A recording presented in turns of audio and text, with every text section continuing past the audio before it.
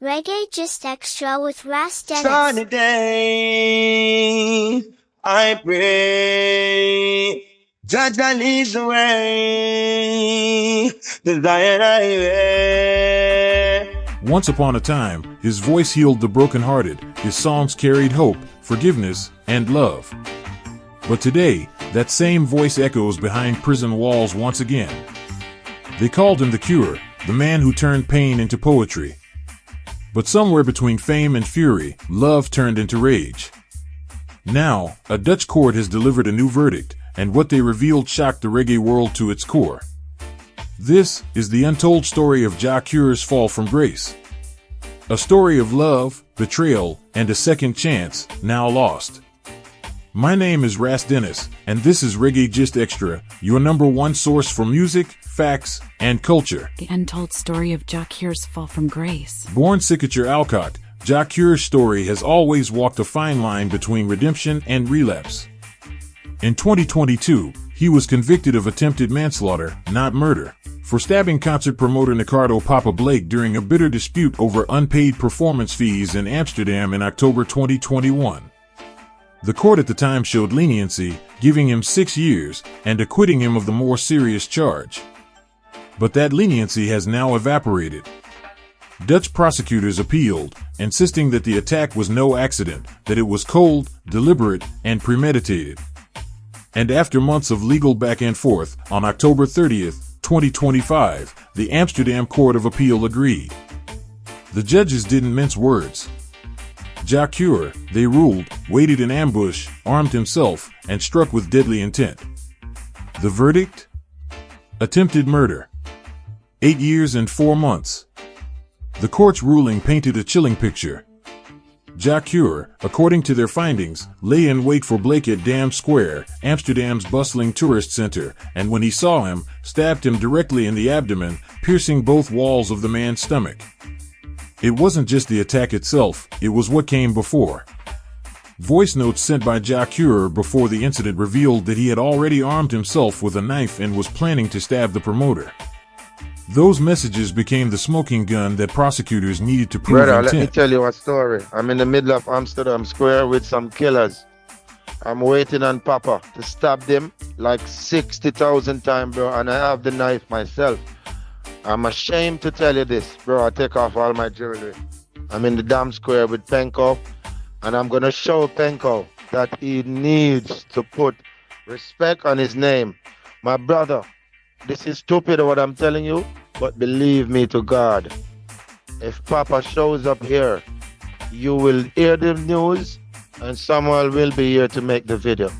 My brother, I'm not lying when I tell you this. I'm waiting on Papa. That was the voice note. The defendant stabbed the victim in the abdomen with a knife, perforating both stomach walls, the court stated bluntly. He did not act in self-defense. Even worse, the judges noted, Jah Cure showed no real remorse. During the appeal hearing, he reportedly cast himself as the victim, still unable to take responsibility for his actions. The stabbing didn't just shock reggae fans, it horrified Dutch society. The court described it as an act of savagery that took place in broad daylight at one of the country's busiest public spaces. The judges emphasized that the attack grossly violated the victim's physical integrity and exacerbated public fear and insecurity. In a nation already on edge about knife violence, the idea that a world-famous reggae star could carry out such an attack, so brazenly, in a tourist hub, struck a deep nerve. The court made its message clear. Such a crime confirms and deepens the fear in society, the fear of how easily weapons are carried and how carelessly they are used. It's a cruel twist of fate. Jah Cure's life has always been a haunting blend of genius and downfall, spiritual lyrics and street scars. His voice rose to prominence not in studios, but behind prison walls. In 1999, he was sentenced to prison for rape and robbery after being arrested on November 16, 1998, following a night out with 2 tourists in Montego Bay in Jamaica's second-largest city. The shocking turn of events began when a local woman bravely stepped forward, identifying him to authorities and alleging that he had forced her into a vehicle, threatened her with a gun and subjected her to an unspeakable ordeal. though he has always maintained his innocence, insisting that he never knew or met the woman. The weight of those accusations would forever shadow his musical journey. The case sparked heated debate across Jamaica and beyond about justice, fame, and forgiveness. For many, it raised difficult questions about how far redemption can reach when violence and trauma linger in the background. The reggae community itself was forced to confront uncomfortable truths. What happens when a voice that preaches love and peace has also been tied to darkness and harm? How do we, as fans and believers in the music, reconcile art with accountability? Surprisingly, despite the seriousness of the charges, he was granted bail of 20,000 Jamaican dollars, roughly 175 pounds, not long after his arrest. Even while awaiting trial, he continued performing across Jamaica, Bermuda, and Trinidad, a move that divided the public.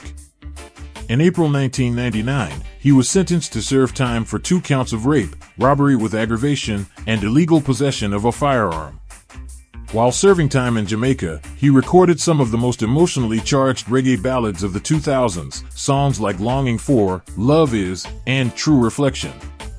He was finally released on July 28, 2007. That day marked not just freedom, but the rebirth of a man determined to rewrite his story. Yet even now, years later, the shadow of his past remains impossible to ignore. His story continues to stir deep emotion, a tragic blend of talent, controversy, and the haunting question of whether true forgiveness can ever be found. To fans, he was living proof that a man could fall and rise again. He was the poster child for musical redemption, a man who found his purpose through pain. But now, that same narrative has turned bitterly ironic. Behind bars once more, Jah Cure is reliving the nightmare he once sang about, only this time, the world is watching with heavy hearts and mixed emotions. The Amsterdam Court of Appeal originally considered a 9-year sentence, but reduced it slightly due to the long appeal process. Even so, the message was clear: given the seriousness of the offense, no punishment other than a long prison sentence is appropriate. The court scolded Cure for showing no remorse, no accountability, no transformation this time around. The man who once called himself the cure for broken hearts now faces years of isolation, reflection, and regret, his freedom traded once again for the sound of closing cell doors. In 2015, his album The Cure topped the Billboard reggae charts and earned him a Grammy nomination. Songs like That Girl, Life We Live, and Rasta echoed across the world as messages of strength and love. But that man, the soulful singer of redemption, seems far away now. As one Dutch newspaper put it, the man who once sang of love, stabbed in hate. And as reggae fans across the globe process this new chapter, one question lingers painfully in the air: can Jah Cure ever be cured? That's it for this episode. You've been watching Reggae Gist Xtra, where we bring you the untold stories behind the music, the legends, and the culture we love. Don't forget to subscribe, like, and leave a positive comment down below. Until next time, stay blessed, stay conscious, and keep the roots alive. Rastafari.